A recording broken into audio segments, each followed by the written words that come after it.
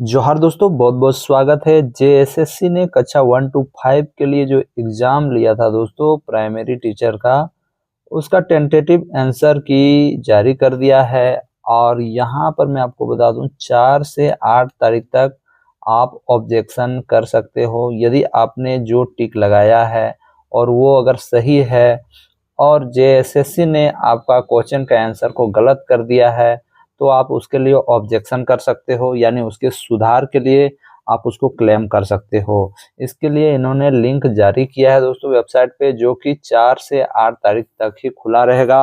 और आप लोगों को इस वीडियो में मैं ऑब्जेक्शन करने सिखाने जा रहा हूँ।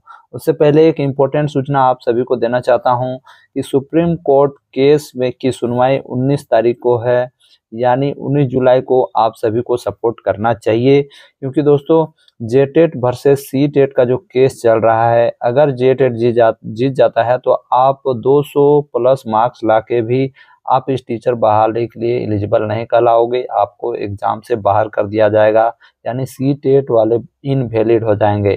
वैलिड कराने हेतु ज़्यादा से ज़्यादा सहयोग राशि दें। और नीचे मैं सारा डिटेल दे रहा हूँ, सूरज मंडल जी और कुंज मंडल जी के नंबर पे ही आप लोग पेमेंट करें।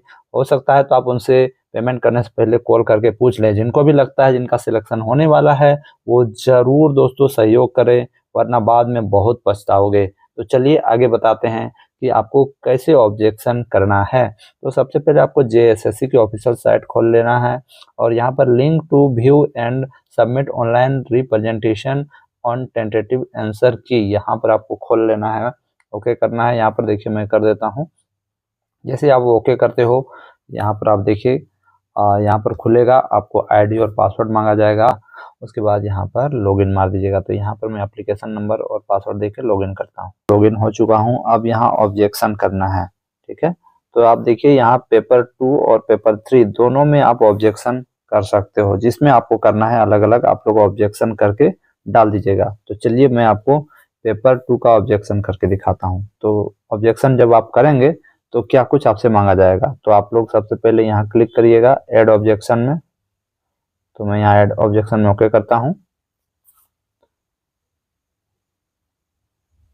ओके करते हैं, उसके बाद आपको ऐसा इंटरफेस देखने को मिलेगा जिसमें वेलकम लिखा रहेगा, लॉगिन आईडी आपका लिखा रहेगा, रोल नंबर भी आपका यहाँ लिखा हुआ रहेगा, आपका रोल नंबर यहाँ भी लिखा रहेगा, और आपका जो एग्जाम है किस दिन हुआ था वो तारीख लिखा हुआ रहेगा, ठीक है। अब यहाँ पर देखिए आपको क्या करना है। यहाँ पर देखिए अपलोड रेफरेंस फाइल, यानी आप जिस क्वेश्चन का आंसर सही करना चाहते हो उसके लिए क्या रेफरेंस दे रहे हो, यानी कोई आपको प्रूफ दे रहे हो, कौन सा प्रूफ दे रहे हो। तो वो प्रूफ यहाँ पूछा जा रहा है कि आपके पास क्या प्रूफ है, ठीक है। तो वो प्रूफ आपका जो भी है वो यहाँ अपलोड करना है। जैसे मान लीजिए कोई क्वेश्चन का आंसर ए होगा या बी होगा या सी होगा, तो आपके पास क्या प्रूफ है कि आंसर जो होगा ए होगा या बी होगा या सी होगा, तो वो यहाँ पर अपलोड करना है। वो जेपीजी फॉर्मेट में फोटो खींच के आपको देना है, ठीक है। तो यहाँ पर देखिए उसके बाद नीचे जो है आपको क्या मांगा जाएगा, क्वेश्चन आईडी। क्वेश्चन आईडी मतलब क्वेश्चन नंबर कितना है। देखिए यहाँ पर टोटल 100 क्वेश्चन थे, तो 100 में आपका मान लीजिए दूसरा क्वेश्चन आप सही करना चाहते हैं, ठीक है। तो दूसरा क्वेश्चन दीजिए और यहाँ आपको रेफरेंस फाइल जो मांगा जाएगा आपको यहाँ अपलोड करना है। यहाँ पर ओके कीजिएगा, जिसे चूज फाइल कीजिएगा तो आपको ऑप्शन मिलेगा। चूज फाइल में ओके करेंगे तो देखिए आपको ऑप्शन मिलेगा, यहाँ पर से आपको चूज कर लेना है, ठीक है। आपका जो ऑब्जेक्शन है किस तरीके का है या उसका प्रकृति क्या है। तो देखिए यहाँ पर आपको ओके कीजिएगा तो यहाँ ऑप्शंस मिलेंगे आपको, उसमें से आपको एक सिलेक्ट करना है जो सूटेबल हो। ऑल ऑप्शन आर इनकरेक्ट, यदि आपका जो क्वेश्चन है उसका जो आंसर दिया हुआ है ABCD उसमें सभी अगर गलत है तो आपको ये ऑप्शन चूज करना है, यहाँ ओके कर दीजिएगा। उसके बाद all notified in the provisional answer की इज इनकरेक्ट, यदि जो भी आंसर की दिया हुआ है सब अगर गलत है, option notified in the provisional answer की इज इनकरेक्ट, ठीक है। अगर आंसर की में जो आंसर दिया गया है वो गलत है तो आपको ये ऑप्शन डालिएगा, है ना। गिवन क्वेश्चन इज रॉन्ग और इनकरेक्ट, अगर क्वेश्चन ही गलत है तो आपको ऑप्शन नंबर 3 चूज करना है। उसके बाद नीचे जाइएगा, more than one option recorded are the correct, यदि कोई क्वेश्चन में एक से ज़्यादा मतलब ऑप्शन सही है तो आपको ये टिक लगाना है, चौथा नंबर।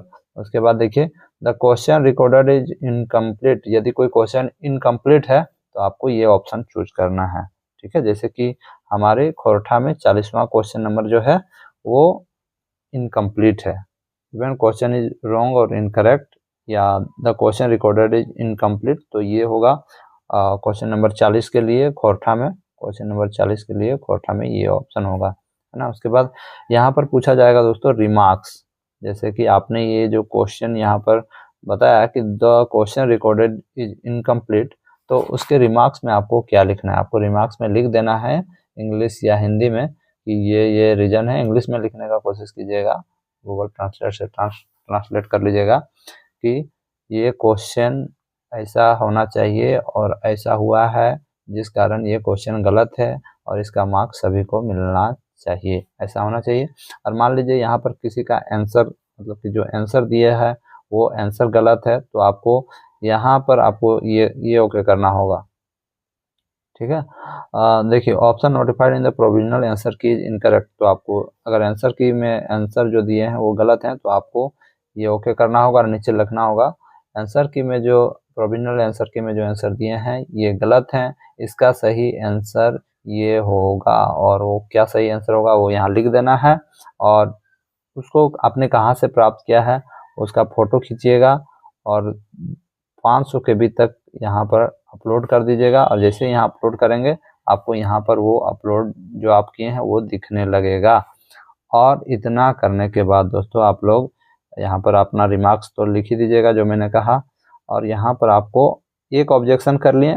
ठीक है, एक ऑब्जेक्शन करने के बाद मान लीजिए आपको दूसरा ऑब्जेक्शन करना है तो यहाँ पर ऐड ऑब्जेक्शन यहाँ पर ओके कर दीजिएगा, दूसरा ऑब्जेक्शन होगा। ठीक है, और सारे ऑब्जेक्शन करने के बाद आपको दोस्तों यहाँ फाइनल सबमिट कर देना है, क्योंकि जो ऑब्जेक्शन कर रहे हो उसमें तो सिर्फ एक ही क्वेश्चन में आप ऑब्जेक्शन नहीं कर रहे हो, बहुत सारे क्वेश्चन में कर रहे हो। अगर बहुत सारे क्वेश्चन गलत हैं तो आपको सब में ऑब्जेक्शन करना होगा और उसके बाद यहाँ फाइनल सबमिट कर दीजिएगा, ये सबमिट हो जाएगा। याद रखिएगा 4 से 8 तारीख तक ही आप ऑब्जेक्शन कर सकते हो, उसके बाद फाइनल आंसर की आएगा।